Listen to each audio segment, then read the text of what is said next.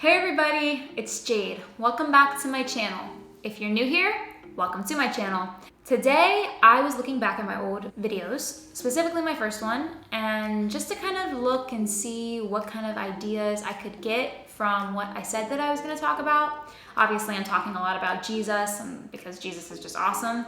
Talking a lot about my life. One thing that I've kind of stayed away from is politics, for more reasons than one. Politics, I don't like to be political, but I feel like sometimes I have to be political because Christians don't really talk about politics when they should, because there is something that the Lord wants to speak to us through the way that the country is governed. You know, I really feel like there are some things that I'm definitely very outspoken about and I care a lot about. And so I wanted to make this video today on one of those things, which is abortion. I am extremely pro-life. No ifs, ands, or buts about it. Anybody that knows me knows this about me. Anybody that I disagree with, it's usually on this topic. I really just see no excuse ever for abortion to ever be legal. And obviously that all goes back to the fact that I believe in a God that makes all people valuable from the beginning of their lives.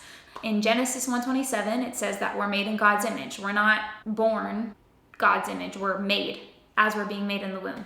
Psalms 139:13-16 says that we were formed in the womb, we were fearfully and wonderfully made. And also in Psalms 6:17, it says that the Lord hates haughty eyes, a lying tongue, and a hand that sheds innocent blood. To me, that is a very clear indicator that as Christians, we must, if anything, be pro-life. Killing children in the womb is easier than killing them outside of the womb. And when you kill them outside of the womb, that's considered child sacrifice. So really, it's just a way to cover it up, I think, to the Lord. That's how the Lord sees it. And obviously, I've come to all of these conclusions because I spend a lot of time seeking the Lord. I mean, almost every morning I try to at least read something in the Bible and listen to worship music and really just seek the Lord. And a lot of times this topic will come to mind. And the Lord has just revealed it so clear as day to me in my time with Him that I can't be compromised on this issue. My faith in Jesus is a big reason why I am pro-life, but there are also many other reasons why.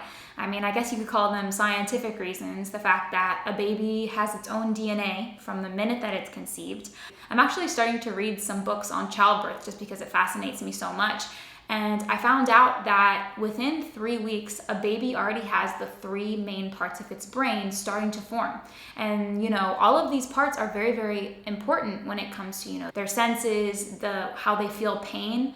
And, you know, as barbaric as it is, it almost helps the pro-life movement that people have started to do ultrasounds while doing abortions, because we see that these babies, they move away from the instruments being used to kill them. They scream inside the womb. We can't hear it, but it still happens.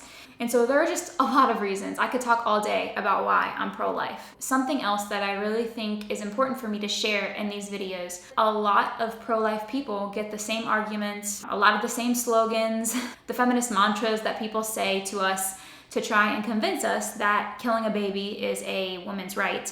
And I think that it's important, as a part of this video, I really want to share with you guys some of my responses to just 2 of these comments that people will make to me. The first one I want to go over is the "my body, my choice." That is like the feminist thing to say. And, you know, my initial response has always been, well, it's not your body.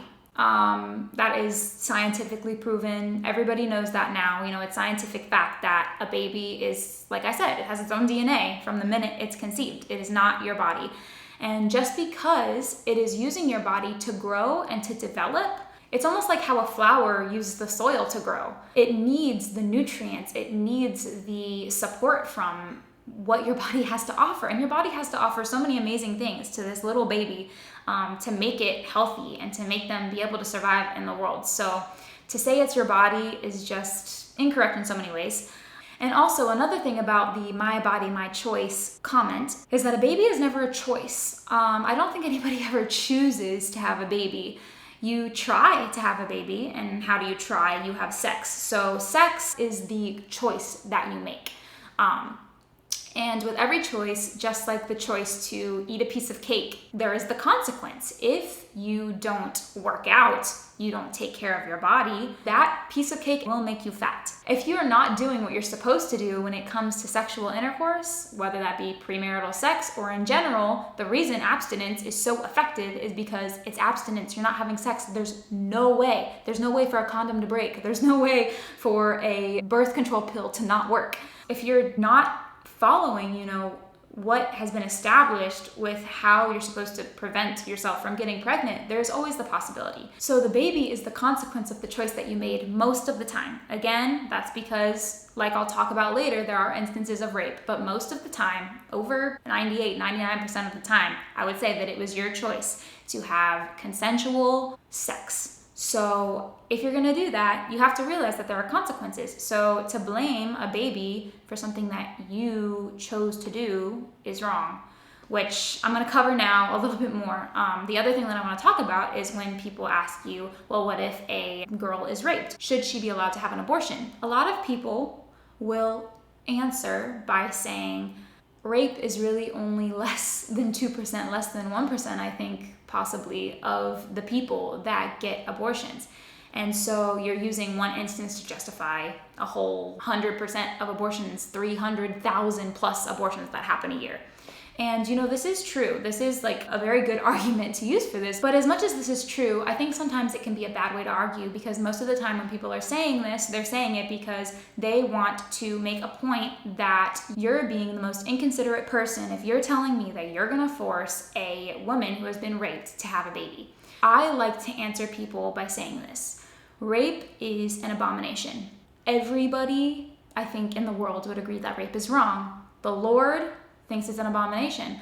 And when I hear of women getting raped or young children getting molested, wow, it like angers me. It really, really does. The fact that older men will take advantage of young girls and young boys and do something this horrible to them. I think that as a people, we need to be so much better at being there for women after they are raped, after they experience this traumatic experience. We need to be better at it and not just letting these people get away from it. The justice system can get so much better at convicting these people. Something my sisters told me the other day was, when you try to use rape as an excuse for an abortion, what you're saying is that you got hit by somebody and you're so hurt that you're gonna you would blame me, or they would blame you for hitting them, which, like I said about my body, my choice, it's just not real, logical thinking when you get down to it. There are so many more things that people say about abortion and why it should be okay. And like I said, please leave those things in the comments, things that I can answer. Honestly, if you're a pro-choice person and you're watching this, I would love to have a conversation with you. As much as I stand firm on these things because the Lord commands me to, that doesn't mean I'm not open to conversation, because at the end of the day, I want everybody to know the truth. And that is the reason that I'm gonna make these kinds of videos. Abortion hurts women more than anybody will ever admit.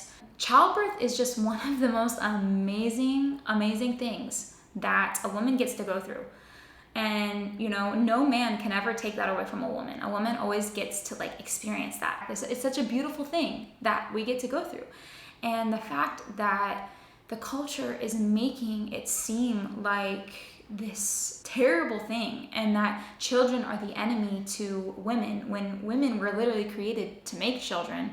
Not saying that every woman has to have a child to be valuable, but just the fact that we have the opportunity to. If we want to, we can. And, people who suffer from infertility and have so much of that struggle, and then for people out there to be able to get pregnant and then just kill that baby. It's so sad. It's so sad.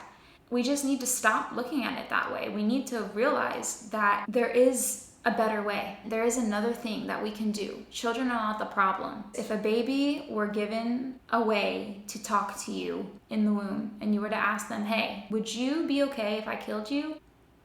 They would say no. And we all know that.